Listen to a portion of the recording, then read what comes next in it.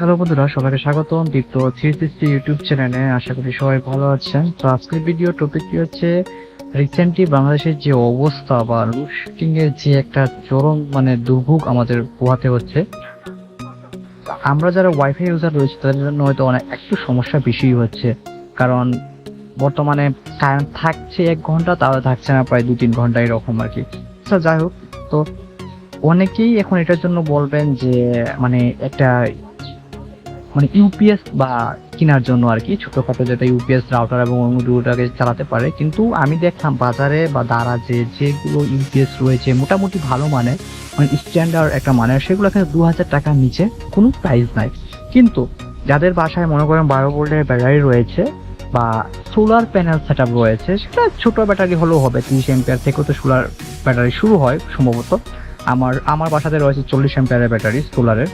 So আপনারা চাইলে স্যামকনের এই ডিসি কনভার্টারটা ইউজ করতে পারেন, এবং এটা দারাজে পাওয়া যাচ্ছে। প্রায় আমি অফারে পেয়েছিলাম 400 টাকার মতন, এখন বর্তমানে এটার রেট কিন্তু 500 টাকার মতন হয়ে গেছে আর কি, যেহেতু চাহিদা বেড়ে গেছে।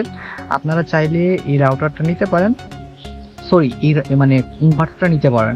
এবং ইনভার্টারটা এত স্মুথলি কাজ করে যে একবারে খুব কম অ্যাম্পিয়ারের ভিতরে আপনার রাউটার এবং অনু দুটোটাকে সচল রাখে। এবং আপনারা জাস্ট আপনার সোলার প্যানেল দিয়ে বা সোলারের যে ব্যাটারি আছে ওইটা দিয়ে আপনার রাউটার এবং অনু চালাতে পারবেন। মাত্র 500 টাকার ভিতরেই আপনারা এটা পেয়ে যাবেন। তো এটা আমি মনে করি অনেক ভালো একটা কনভার্টার, যদিও এখানে আপনার মনে করেন তো এটার আপনার যে আউটপুট ভোল্টেজ সেটা আমরা সর্বোচ্চ 6 অ্যাম্পিয়ার পর্যন্ত পাবো, ঠিক আছে।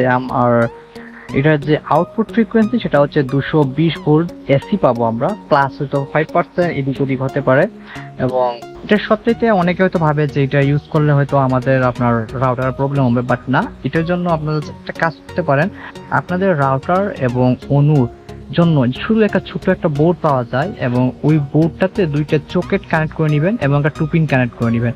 এবং আপনার যে রাউটার এবং অনুর সেটা আপনার প্লাগে কানেক্ট করে দিবেন, এবং ওই টুপিনের দ্বারা আপনার এই যে আপনার ডিসি ইনভার্টারের যে পিছনে যে আপনার প্লাগিং এর জায়গাটা থাকবে সেখানে ইনসার্ট করে দিলে আপনার এখান থেকে যে 220 ভোল্টেজটা আপনার যাবে সেটা ওই বোর্ডে চলে যাবে, এবং ওই বোর্ডে যে আপনার রাউটার এবং অনুর যে চার্জারটা রয়েছে সেখানের মাধ্যমে আরো ইজিলি স্মুথলি কারেন্ট আপনারা পেয়ে যাবেন। এতে হয়তো কোনো সমস্যা হবে না। তো এই ছিল বন্ধুরা আজকের ভিডিওটি।